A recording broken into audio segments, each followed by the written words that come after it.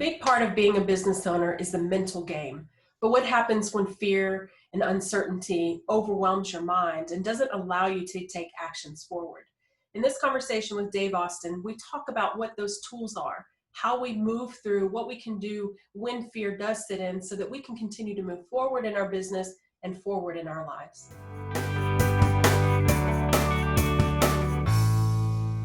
So Dave Austin, the Dave Austin, you have been working with professional athletes in addition to business owners, but I really like to focus on that professional athlete side to work on their mentality strengths, their mental strengths.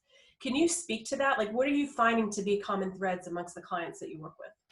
Well, we have so many distractions from our greatest self. I mean, we have so many, doubts and fear, and that's just normal. I just want to say, yes, I do work with a lot of corporate executives too, right? I mean, that's especially I've worked with also the Pentagon and Navy SEALs, and I worked with the police in Texas to get their mind straight. So it's important in every element. And because I've had a lot of success, been blessed to have a lot of success in sports, Olympic sports, Major League Baseball, NFL football, and I myself was a professional athlete. And the thing is, it's so relatable to business, is that if you have distractions, and it's easy to have the doubts, the fears, and they get in your way. And most of the time it's because if I think back to my own career, when I was playing professional tennis, when I got ahead of myself and thought about my goal rather than the process, it was usually a recipe for disaster. Like, we want something, right? Yes. And so we let ourselves go there, and then we're not here present to do the process. And it is in the process, and we have to enjoy every piece of it. We have to celebrate every little piece. And then that's how big things happen. As you know, remember when we were at the UN for the Global Summit, I got asked, that I'd been around so much success, what's a common denominator? Then all of a sudden I go, I have a dream. I'm like, oh my God, did Martin Luther King just take over my body? and so it was priceless. But then I said, but a dream without action really means nothing. And so I still live into that. It's your actions that you take on a day-to-day basis. And you know what? It can be scary. It can really be scary. But if you take little steps, everything can become possible. I've done some things that people say, well, that's impossible. Well, the only reason it was impossible is because no one's done it yet. And then that's possible, And so I live my life that way. And it doesn't mean that I don't have fear when I'm going out and doing some of the things that I've accomplished. It just means that I take it and utilize it to my advantage rather than my disadvantage. Courage is not the absence of fear. It's how we move through it.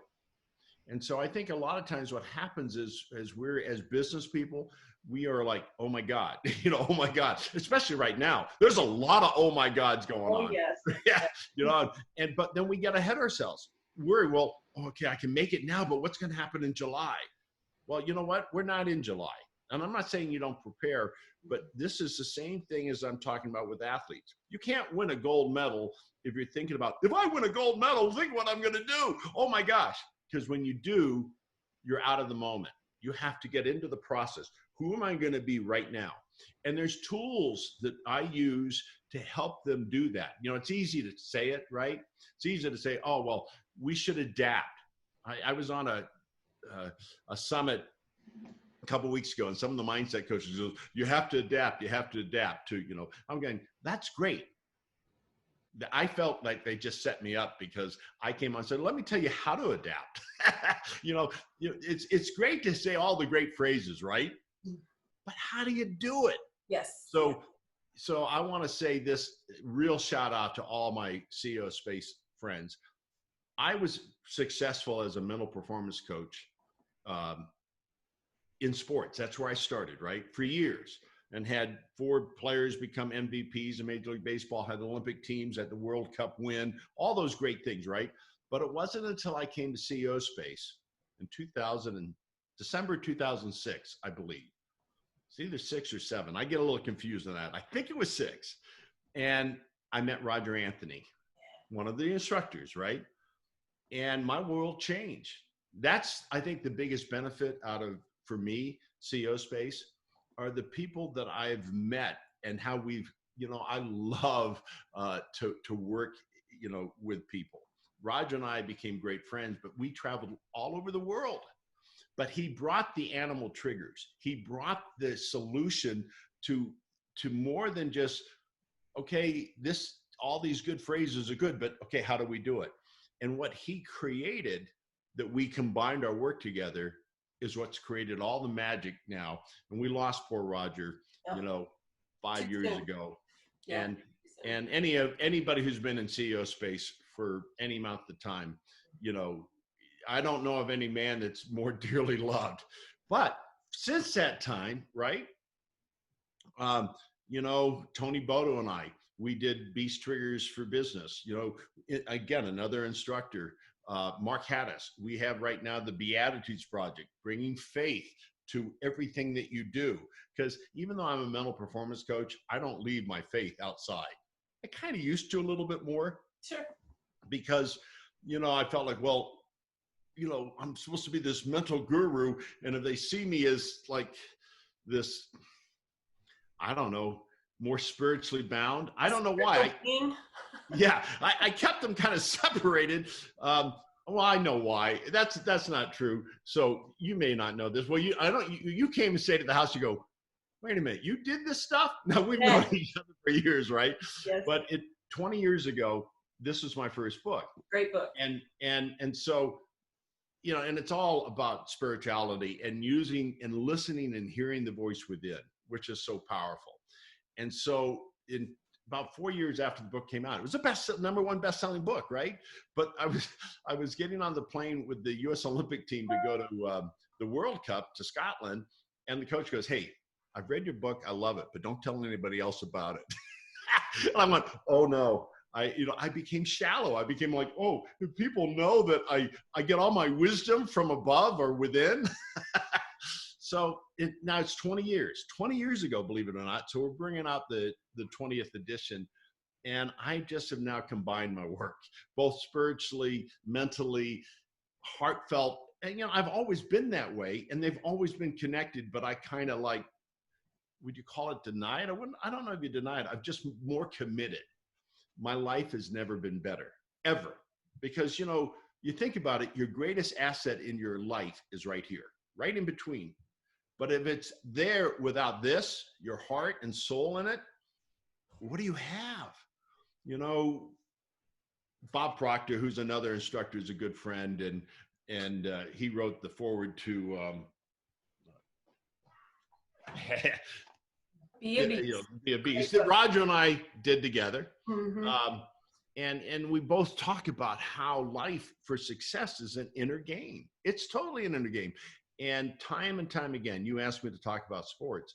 Time and time again, when I help an athlete learn how valuable and how disciplined they need to be on their thoughts and what to focus on, everything changes. Right now, as we're in coronavirus, right? There's none of these athletes are able to be on the field. But I have a starting quarterback with the NFL I'm working with. I've got a golfer I'm working with. I have a tennis player I'm working with. I've got about 4 baseball players I'm working with. So they're getting better during this time. They're not just resting. There's things that we can do and go deep into their subconscious. So 2 of my players just started going out to practice again.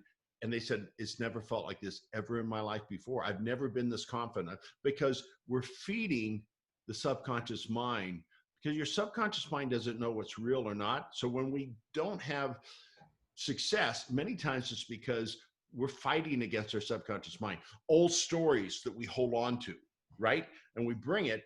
And so it keeps us from the best part of us. So my biggest job is to open up that subconscious mind. What you feed is going to grow. What you starve will die. So we're feeding not a false sense of positive, being aware, living through any doubts and fears, but bringing it to the surface, not stuffing it or hiding from it. Face it right now. So bringing the doubts and bringing the fears to the surface. What do you do with it once you acknowledge it? I mean, that's a huge thing. You breathe through it. Okay. And you just feel it. See, people are afraid to feel it. You're afraid to feel the pain or that, but if you stuff it, it's going to only get worse and it's going to get in your way. And worry is only good for one thing, more worry. I was concerned with this call today. I'll tell you why. Because I am the person that's supposed to be the guy guiding that. And I have to work on myself too.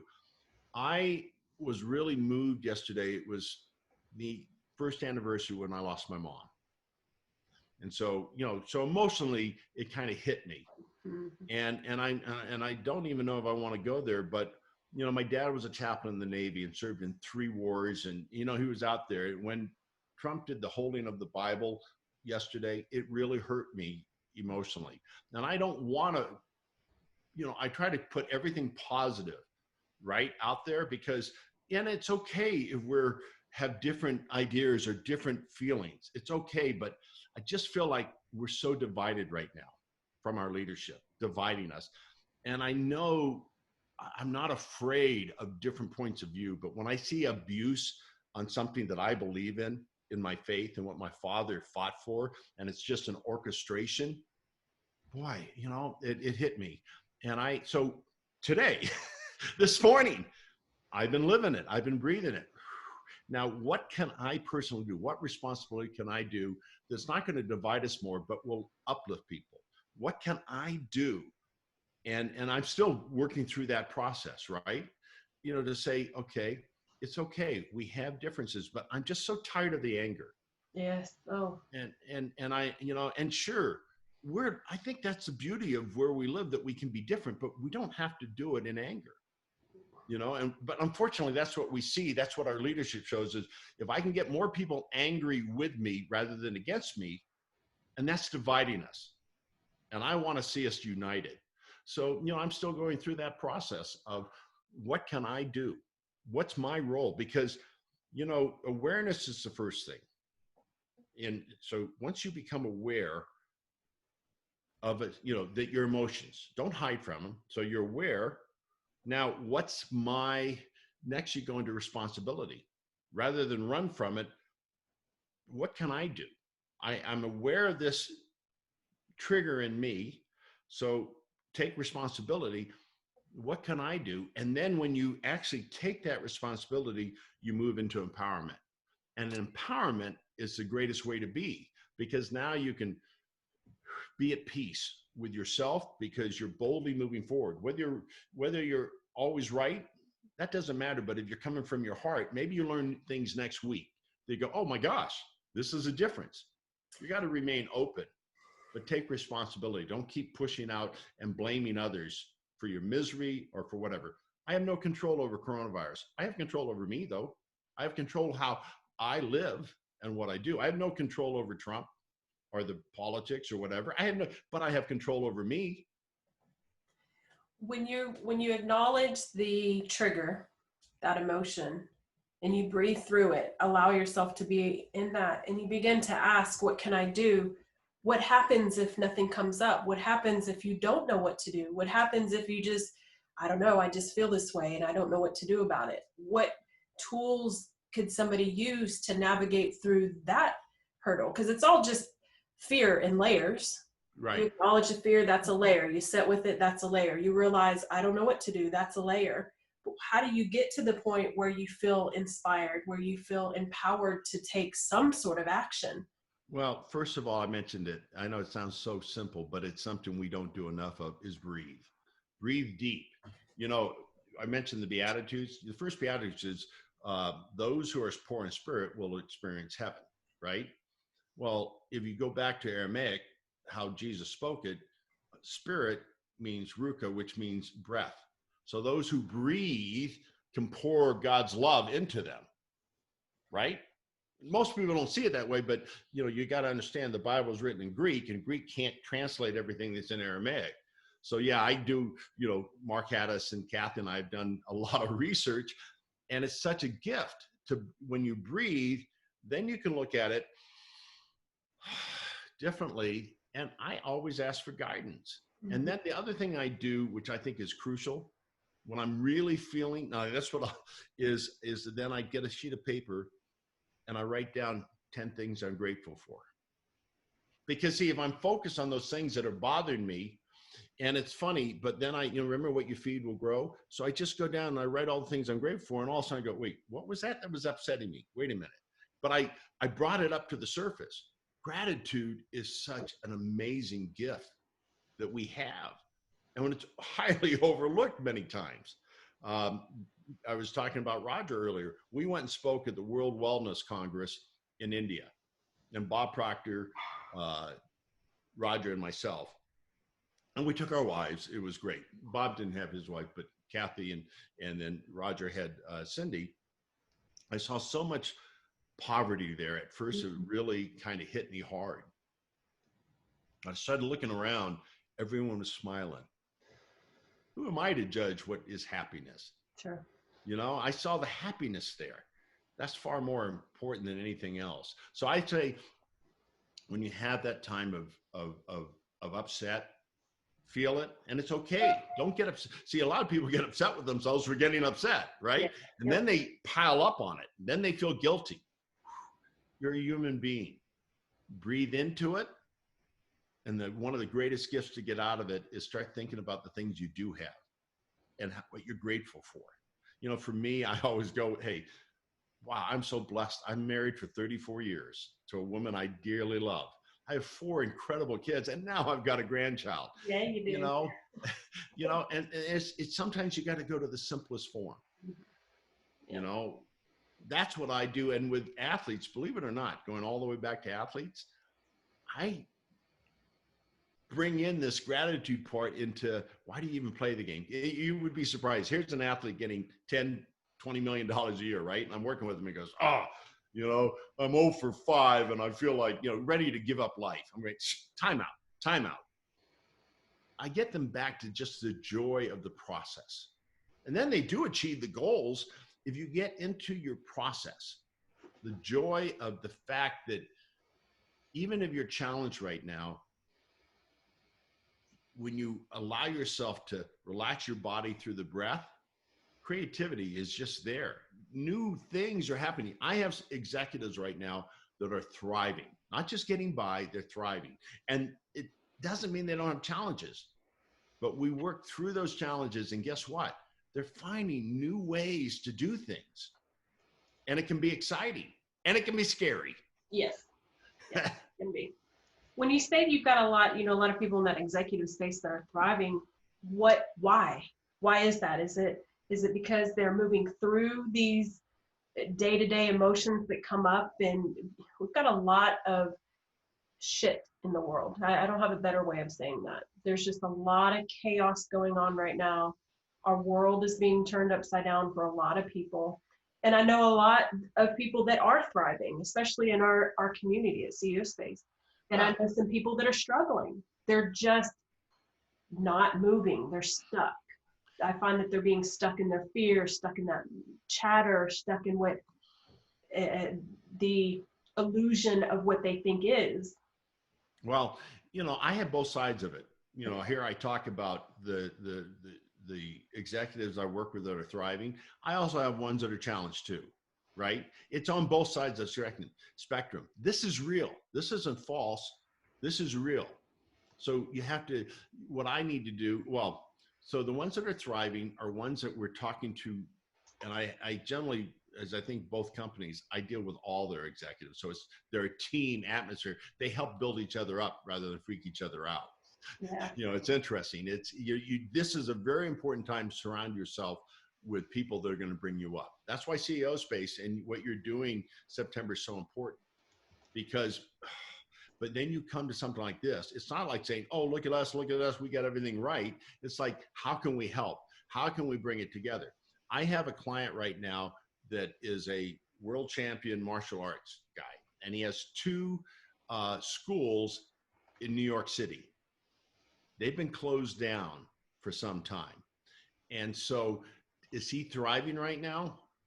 No, it's tough. Mm-hmm. It's really tough, but he is, our biggest thing is, man, don't stop yourself from enjoying life right now and stay open to, he says, yeah, but, and I did get some PPP, but, come July, I don't know what's going to happen. And so, no, we don't. So why don't we just stay in that place, he's doing a lot of visual things now. I mean, you know, doing videos and, but it's not, his business is down. And I'm not going to say it's not scary, but Of course give it you an is. example, like for Memorial Day, you know, it was like, okay, I need a new barbecue.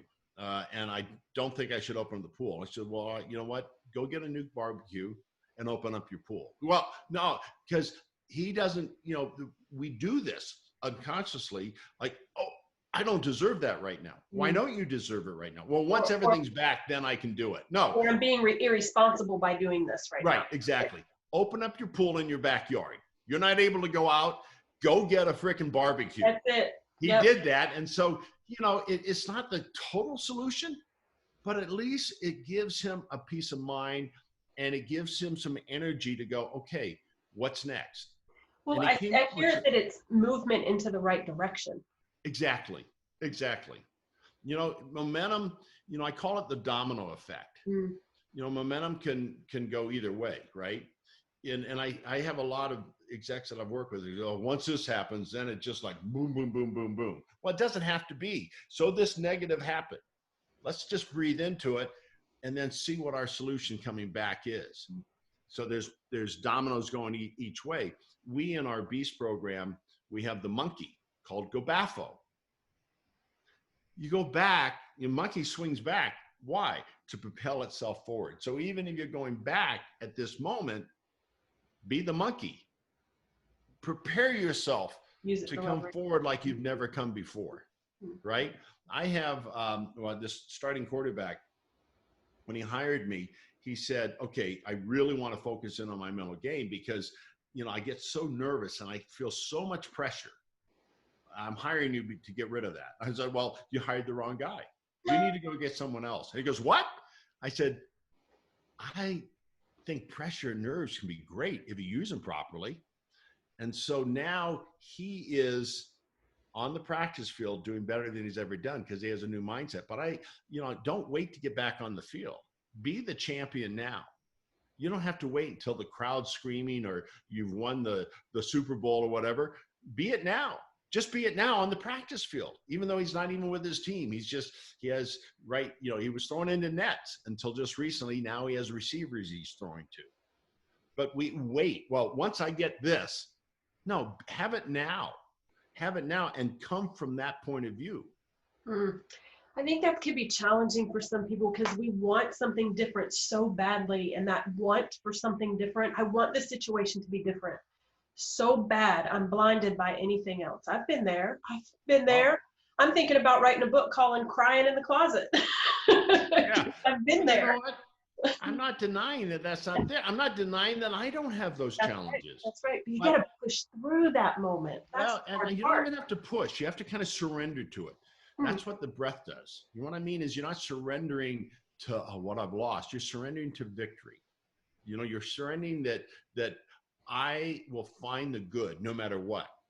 No matter what. I mean, back in when I was 30 something, I was very successful. And I had 160 acres in Rancho Santa Fe, had 26 acres on the ocean front, and interest rates went to 22%. I had personal guarantees. I lost everything. I was totally, completely broke.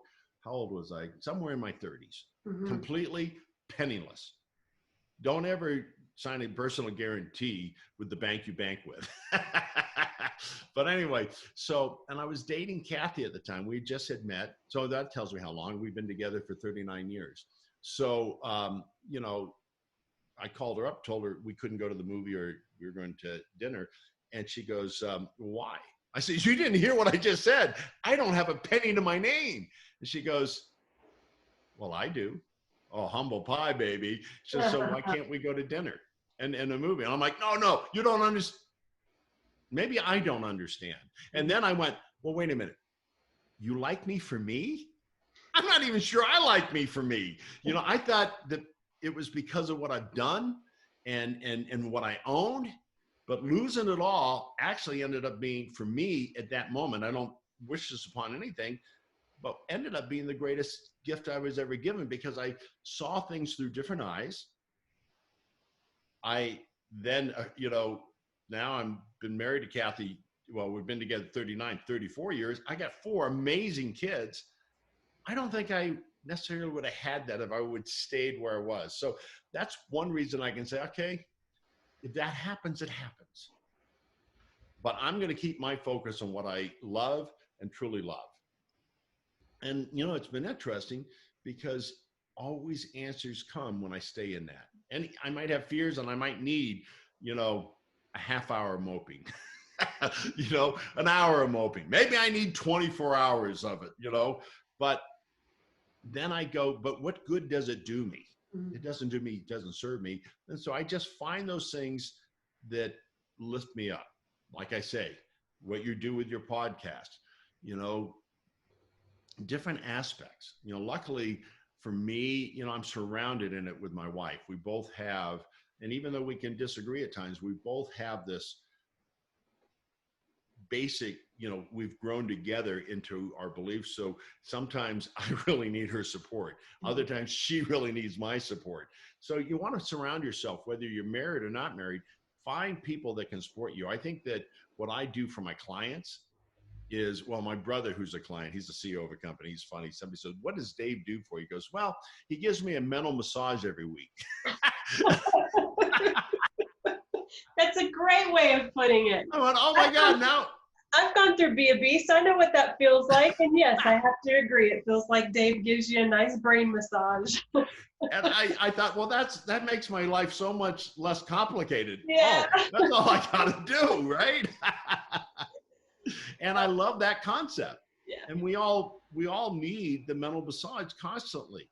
We're human beings, and so I'm not immune to it. You're not immune to it, yet we just face it. I mean, for me, in the beast training we do, there's 37 animals. And at times I need every frickin' 37 of them.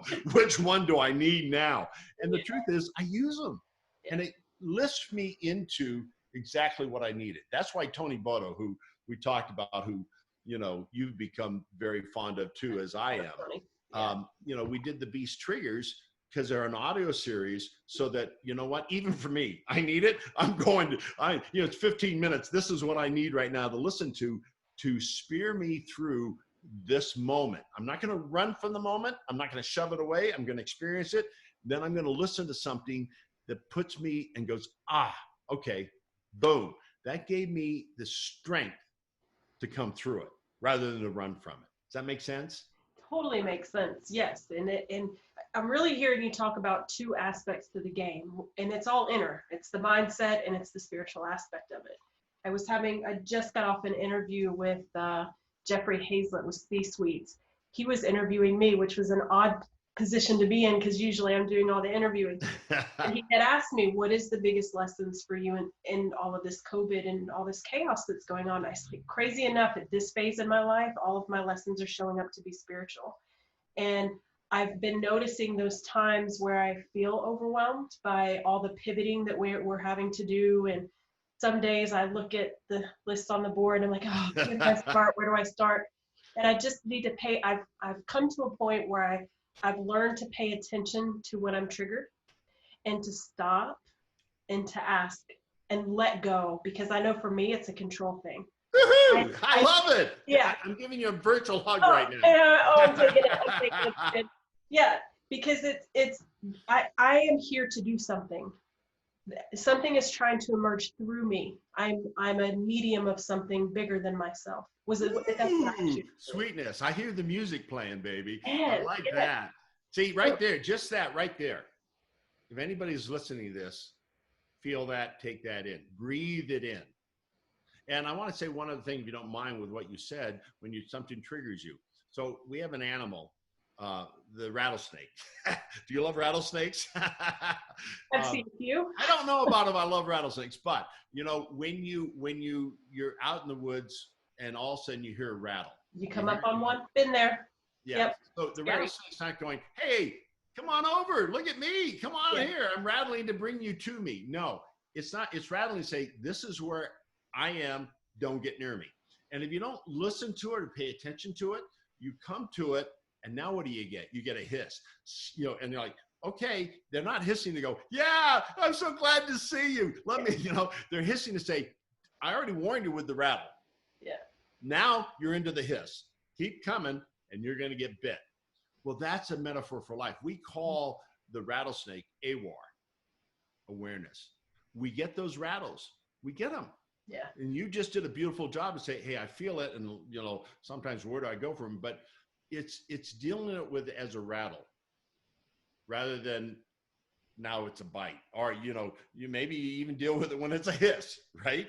But it's just, these are practical things you can do. Just think of the rattlesnake. Wait, I'm feeling something right now. I'm feeling something right now. What is that about? Get curious. Take your breath. I do the process. You know that. Sometimes, and we have a creek. Well, you've been to the house. It's beautiful.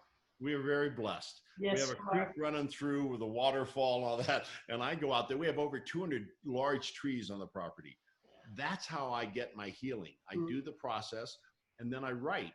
And even in the times when I'm very despair, whatever it is, the beauty of what comes through is the thing that lifts me into something new. Absolutely. And so I do it when I'm elated. I do it when I'm down. That's a really powerful statement. God is with you when you're strong, and God is with you when you're weak. And that was something I had to learn, because if I was feeling weak, I was like, I don't, we try to do it all ourselves, right? But you even talked about it. You surrender. You just kind of, that's why I said we don't have to push through it. We have to flow into it and through it. Go with the river. Don't go swim upstream. It's hard.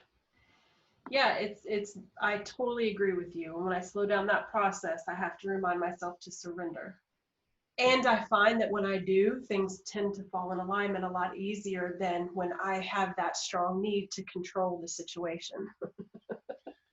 So good. I'm so glad to hear you say that, And I'm going to say one other thing, and then I want you to go on. But when I think of surrender, and it's just, so on June 4th, I don't know when this airs, but on June 4th, Daniel will be 22 years old.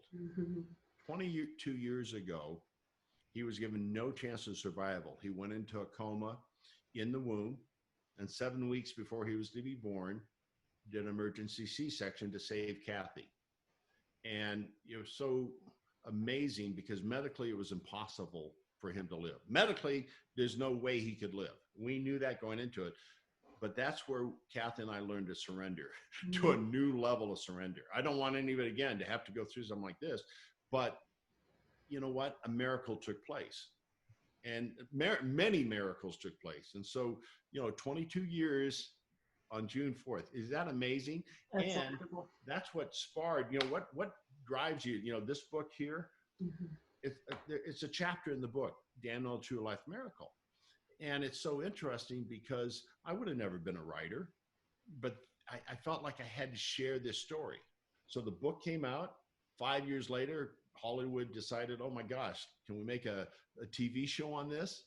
So we did, right? And it was amazing because at the time, doctors would tell us, you know what, you're in denial, to Kath and I. We're in denial. And we're going, no, we're focused on this. And I hope this is a story that means something to people in their business right now. And then 5 years later, when they're filming the episode about Daniel's story and the doctors are there, Kath and I looked at each other and said, we were in denial. We were in denial. We were like, wow. And guess what? You don't know this. I guess I should tease this, but we just signed contracts, a TV show. Once they start producing again, they chose our family and Daniel's story to be one of their first episodes of the story. And then they're taking a top name artist. I can't give you the name of the artist. Huge hit songwriter is going to write the song that goes with our story. And then it's going to go to, the proceeds will go to the charity of my choice, and it's Journey's Dream. How cool is that? That's so way cool. Daniel's, very challenging time for us has turned into such a gift. Daniel's changing people's lives every day. Just being Daniel. It doesn't have to do anything else, but we learn surrender at a whole new level. I bet. I can't even imagine. But that, I can see how that would be a very pivotal point for you and Kathy. Yeah. Sure.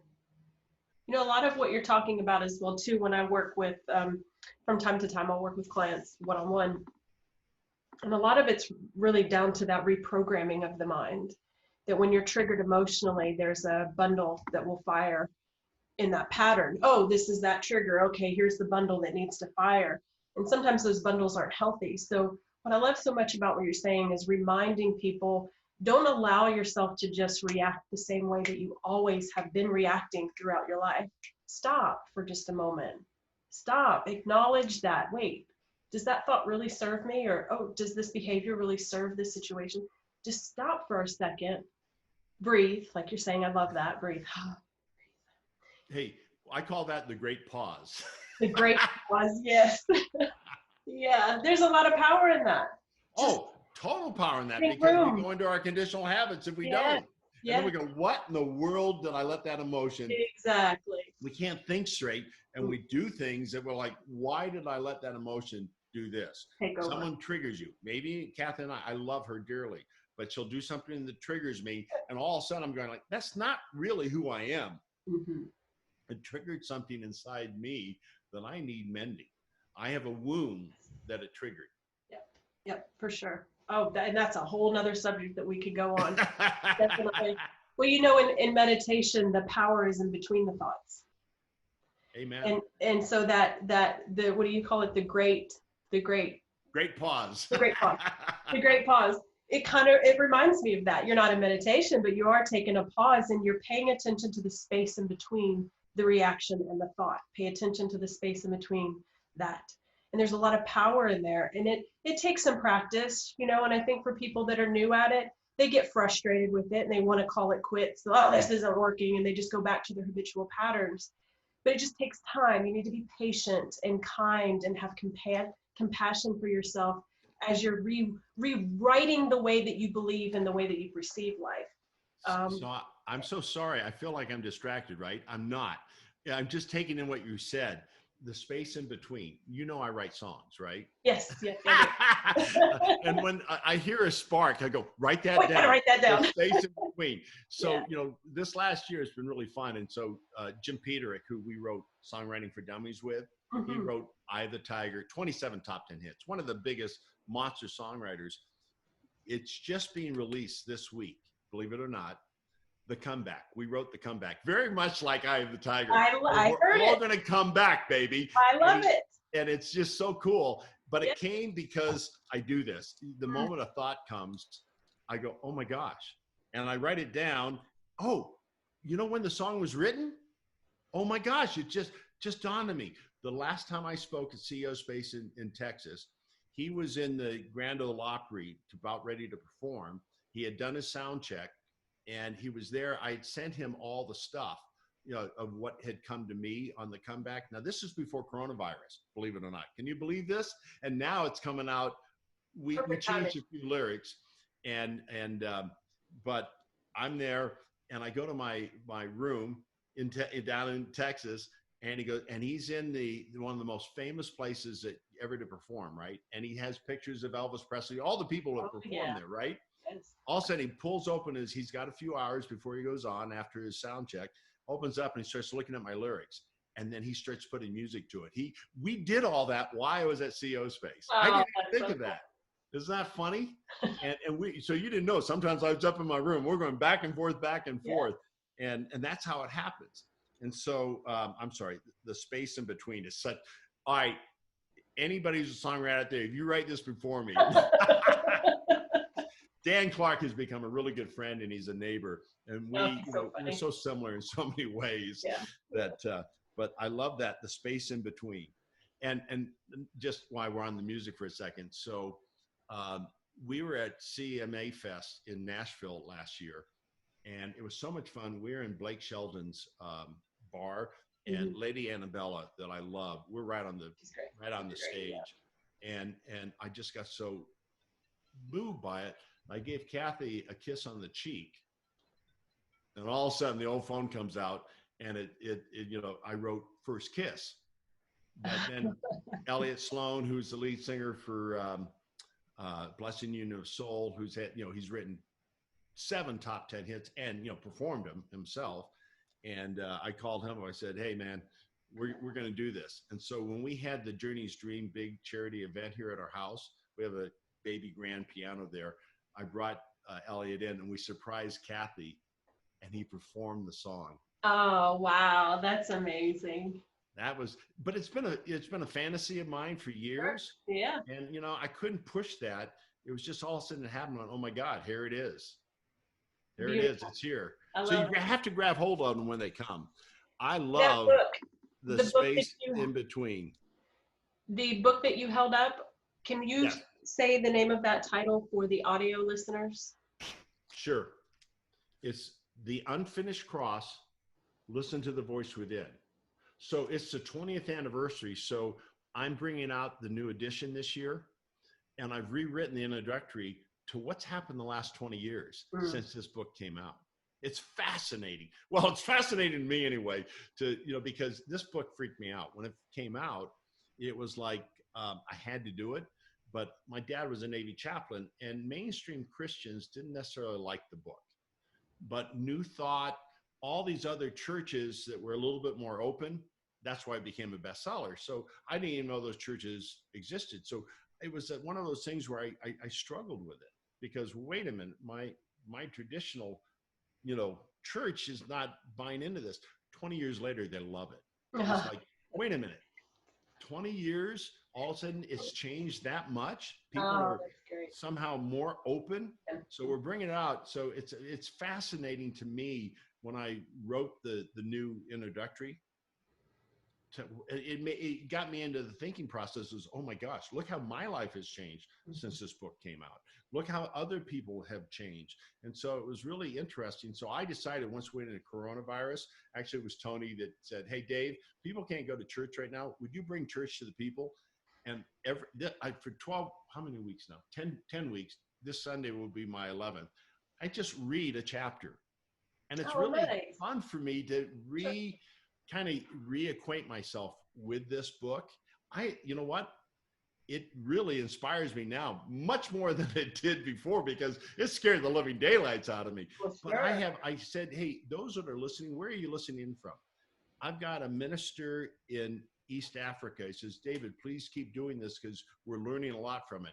Australia, Sweden, the UK. It's like we're all far apart right now, but we can be together in this way. And so I didn't know, I just was inspired to do it, but it's kind of interesting, right? What we can do, and I'm not monetizing it. I guess it probably monetized because maybe more people will know the book, but that's not my motivation. There's nothing wrong to have money. I have no problem in making money, but that wasn't my motivation. It was like something like when Tony said, hey, Dave, you need to, would you do that? I went, absolutely. So coming up here in a couple of weeks, you're going to be talking to our members about the Be a Beast and giving them some tools. I hope that you're going to be doing the visualization exercise, which I absolutely love. I do it. I still do it from time to time, but it's been a very powerful tool that I have in my handy dandy tool belt. But I'll pull that out every now and again, like, okay, I just need to reset myself. And so the exercise, that mental exercise, incredibly powerful. I'm looking forward to doing that. Anything you want to say about that, what you're going to be teaching in the upcoming? Well, yeah, and I also want to thank you, because I've always done it in small groups, right? And I had never done it in front of a large group.